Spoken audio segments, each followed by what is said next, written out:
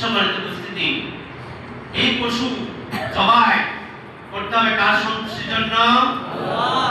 এই জন্য রাসূল কারীম সাল্লাল্লাহু আলাইহি ওয়াসাল্লাম বলেছেন, আমার আপনার জীবনের প্রতিটি কাজ নিয়তের উপর নির্ভরশীল, প্রতিটি কর্ম আল্লাহকে খুশি করার লক্ষ্যে করতে হবে। আমরা মুসলিম, নবী করিম সাল্লাল্লাহু আলাইহি ওয়াসাল্লাম গরু জবাই করেছেন, কুরবানি দিয়েছেন। বাবা ইব্রাহিম সন্তান জবাই করতে গিয়ে দুম্বা জবাই করেছেন। আল্লাহু আকবার বলেন। প্রিয় বস্তু জবাই করতে গিয়ে আল্লাহ পাকের পক্ষ থেকে দুম্বা এসে গেছে, সন্তান আর জবাই হয় নাই, আমাদের জন্য সহজ করে দিয়েছেন। না হলে আমাকে আপনাকে হয়তো সন্তানই জবাই করা লাগতো, ঠিক না? দুম্বা আসার কারণে সন্তান আলাদা হয়ে গেছে, দুম্বা জবাই হয়েছে। দুম্বার গোশত খাওয়া আমাদের জন্য যিনি হালাল করে দিয়েছেন তিনি কে? আল্লাহ। আল্লাহ বলবেন না? রাসূল কারীম সাল্লাল্লাহু আলাইহি ওয়াসাল্লাম বলেছেন, তোমাদের মধ্যে যার সামর্থ্য আছে সে যেন আল্লাহকে খুশি করার জন্য পশু জবাই করে। তোমাদের মধ্যে যার সামর্থ্য আছে সে যেন আল্লাহকে খুশি করার জন্য দুম্বা জবাই করে, ওট জবাই করে। সে যেন ভেড়া বকরি জবাই করে। আর যার সামর্থ্য আছে কিন্তু সে পশু জবাই করতে রাজি না, তার বিষয়ে আল্লাহ রাসূল কারীম সাল্লাল্লাহু আলাইহি ওয়াসাল্লাম বলেছেন,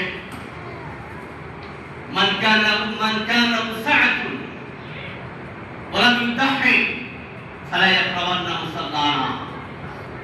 যার সামর্থ্য আছে, নিসাব পরিমাণ সম্পদ যার আছে, সে যদি কুরবানি না দেয়, ঈদুল আজহার দিনে ঈদের নামাজ পড়া তো দূরের কথা, ঈদের নামাজ যেখানে অনুষ্ঠিত হয় ওই ঈদগাহের নিকট অবশ্যই আসতে পারবে না। নাউযুবিল্লাহ বলবেন না? ডাক্তারখানায় মসজিদে নামাজ হচ্ছে, যার সামর্থ্য আছে কুরবানি দেওয়ার, যদি সে কুরবানি না দেয়, রাসূল বলছেন ওই মসজিদের নিকট সে আসতে পারবে না। নামাজ পড়া তো দূরের কথা, তার কিসে নিয়ে যাওয়া?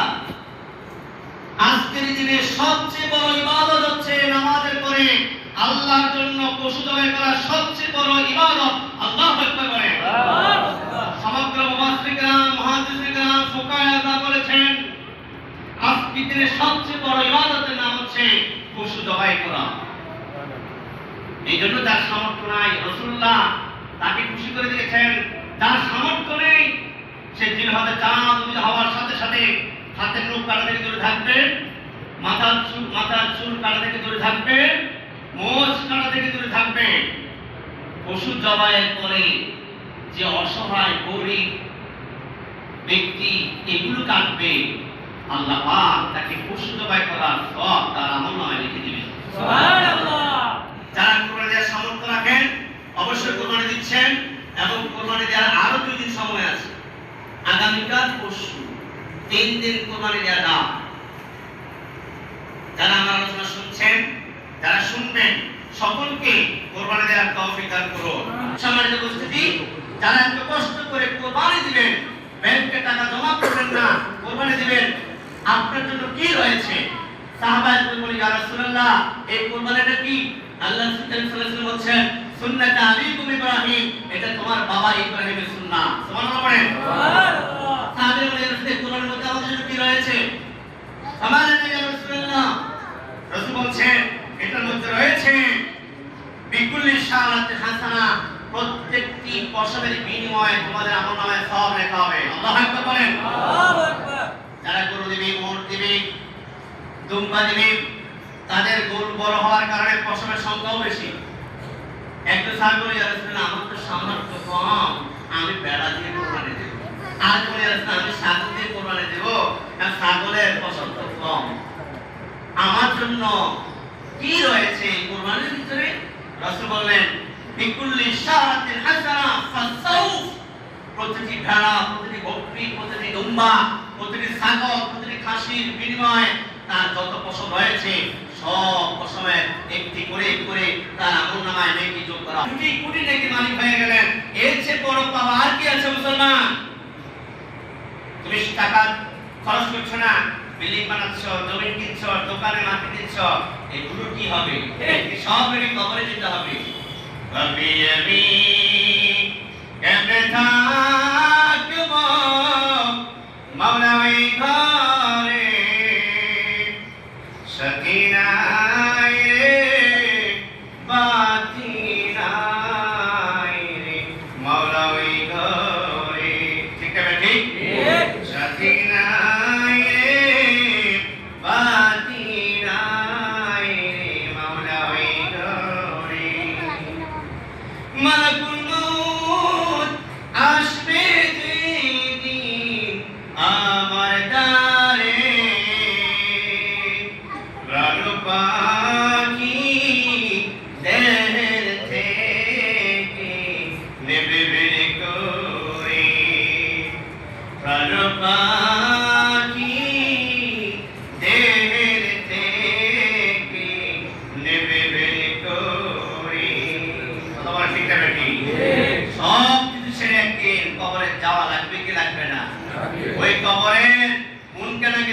আযাব সওয়াব যে উত্তর দিতে পারবে তার কবরের জীবনটা সুগম হয়ে যাবে, কবরে সাড়া পেয়ে যাবে, তার আখিরাতের রাস্তাটা উজ্জ্বল হয়ে যাবে। চিল্লাবো সুবহানাল্লাহ।